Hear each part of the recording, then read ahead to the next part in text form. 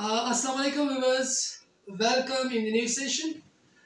आज का सेशन जो मैं टॉपिक डिस्कस करने वाला हूँ, काफ़ी दोस्तों ने पूछा उसके बारे में। अगर कोई किसी का मकान या दुकान किराएदार खाली ना कर रहा हो और वो कोई प्रॉब्लम क्रिएट कर रहा हो कि आपके पास क्या लीगल रेमेडी है, आप किस तरह उसको आप कानूनी तरीके से मकान या दुकान खाली करवा सकते हैं।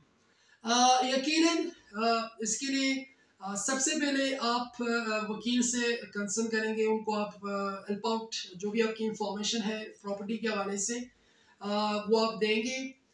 सबसे पहले जो लीगल प्रोसीजर है, किसी को अपने मकान से या दुकान को खाली करवाने के लिए आपने सबसे पहले उनको लीगल नोटिस देना है।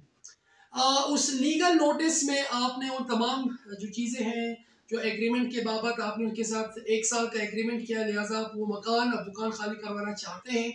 और इम्पोर्टेंटली आपने रीज़न भी देना है कि आप उससे मकान क्यों खाली करवाना चाहते हैं या दुकान खाली करना चाहते हैं।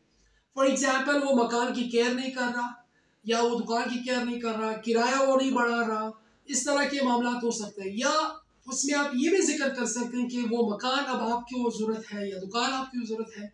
तो ये रीजंस आपने उसमें लिखने हैं। आपने एक मंथ अगो, 1 महीना पहले उनको आपने नोटिस करना है।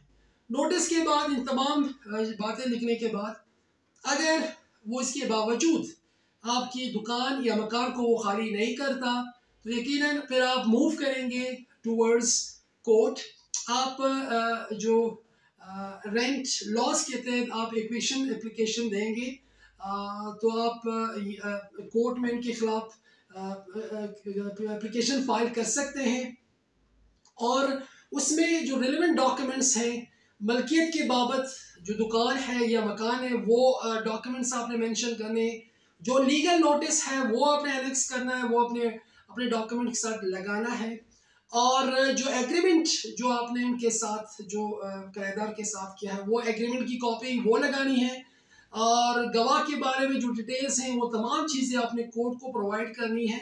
और अंडर सेक्शन 13 रेंट लॉस के तहत आप केस फाइल कर सकते हैं। और केस फाइल करने के बाद एक प्रोसीजर स्टार्ट होगा। फिर कोर्ट आपके जो किराएदार हैं उनको तलब करेगा, उनसे जवाब मांगेगा कि आप उनके मकान वाला क्यों खाली नहीं कर रहे हैं। और मोर ओवर्स जब आपका केस आगे मूव करेगा तो इसमें आपने अपने 2 गवाह भी प्रोड्यूस करने।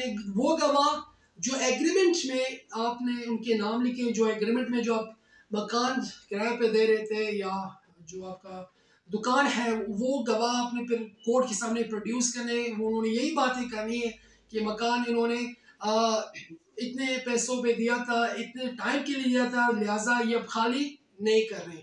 तो इस तरह जो आपका किराएदार है वो पाबंद होगा। फिर अदालत उनके खिलाफ जो कानूनी तरीके से उनको कहेंगे कि इनके मकान को आप खाली करें। तो ये इसका लीगल प्रोसीजर है। और इसके कोई भी मालिक अपनी दुकान को या मकान को कानूनी तरीके से बासानी खाली करवा सकता है। इसके हवाले से कोई भी क्वेश्चन अगर आप पूछना चाहते हैं तो कमेंट सेशन में आप बिल्कुल क्वेश्चन कर सकते हैं। So thank you so much for watching me.